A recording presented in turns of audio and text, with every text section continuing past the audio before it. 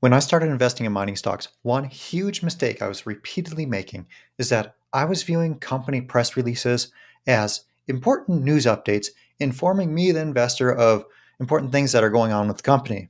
But that is not how press releases should be viewed. Make no mistake that every single press release you read from a mining stock company is a sales pitch trying to get you to buy their stock. Now, when you view the press releases through that lens, it's much easier to make an informed decision as an investor of what you should do with that stock. Now, today I want to give you an example from a company that had this press release earlier in the year. Now, I think this particular press release demonstrates pretty well of what a company will try to do when they have really bad news to share. So let's take a look at this from Silvercrest Metals. So this is actually what I consider to be one of the better companies in the junior mining space, but you'll even see this with the good companies in the space. Silvercrest announces the results of an updated independent technical report. And no matter how bad the news is, they always start off press releases, "We are pleased to announce blah, blah, blah." So you'll see that all the time. You'll see like, "We are pleased to announce blah, blah, blah," and then it'll be the worst news the company has ever released. Now, you shouldn't blame management for this because it is management's job to make their company look as good as possible.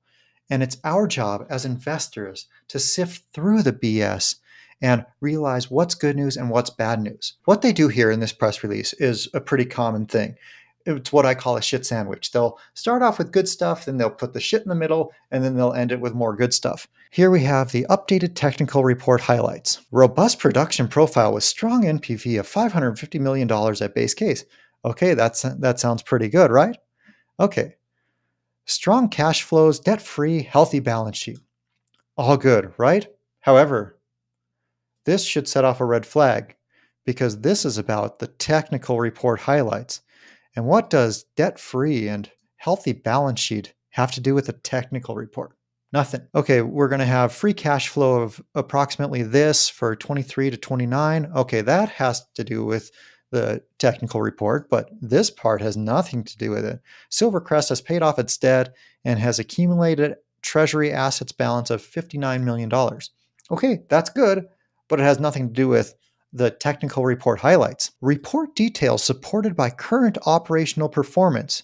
And then this goes on to say how they've completed more than 16 kilometers of underground development, and they've actually been mining to determine this. And so before you start mining, you have an idea of what you're going to mine, and you spend a lot of money. You spend millions of dollars on these technical reports like the feasibility study to determine your mining method, what's in the ground, what's the best way to extract that. But no matter how much money you put into it, that's always just a guess. Now, at a feasibility study level, it's a pretty educated guess. However, you don't really know what you have until you actually start mining. So that's what this is saying. So the details of this report are supported by actual mining. And then you get to the updated mineral reserve estimate. So the last mineral reserve estimate was the 2021 feasibility study. They say the updated proven and probable mineral reserve estimate of 78.6 million ounces silver equivalent is a 13% reduction from the 2021 feasibility study. And keep in mind that they've been doing a lot of drilling in the past 2 years since that 2021 feasibility study. So they should be growing the reserves significantly, not reducing them. They say this reduction incorporates the updated gold to silver ratio, updated modeling for narrower and more widely dispersed veins than originally modeled, and then increased cutoff grades due to several reasons. So this is the super important part, the horrible news that so far they've buried under what seems like pretty good stuff. But so now they realize the veins are narrower than they thought. So they thought the veins were like this, but they're actually like this, and they're more widely dispersed. So they thought they were like this, but they're actually like further apart, right? And then increased cutoff grade. That's the really nasty news right here. Okay, but it's a simplified underground production plan. Okay, that sounds pretty good. And then metallurgical recovery is improved. Okay, that's pretty good as well. We always like to recover more of the metal, right? But then here's another piece of bad news. Higher sustaining capital reflects increased costs and expanded mine footprint. The life of mine sustaining capital has increased by 77.5%. That's a lot of increase in expenses. And then they end it with a couple more good things. Okay, but it's still the lowest quartile all-in sustaining costs, and there's immediate and longer term growth opportunities.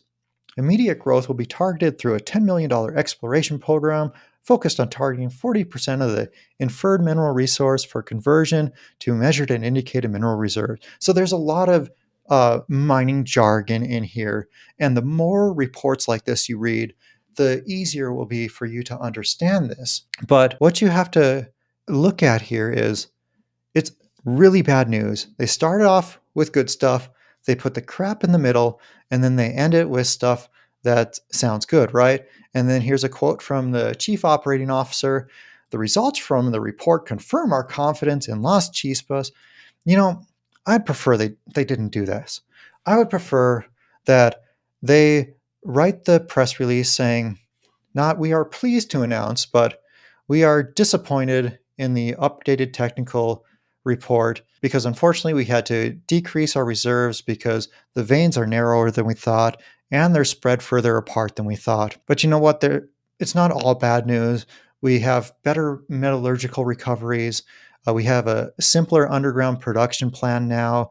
And also we're debt free. We have a healthy balance sheet. We still have a strong NPV despite having to do this.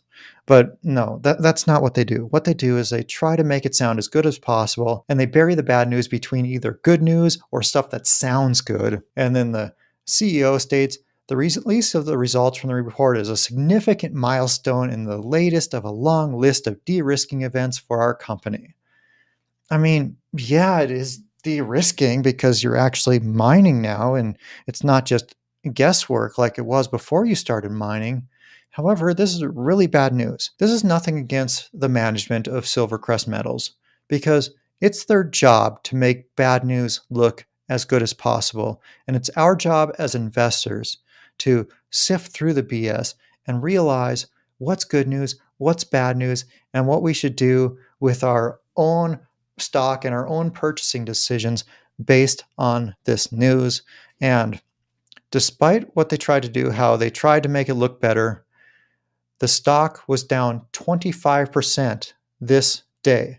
Now, would it have been down more if they just said, hey, we're disappointed to announce the results, but we still have some signs of light here, and there's still very good things about this project?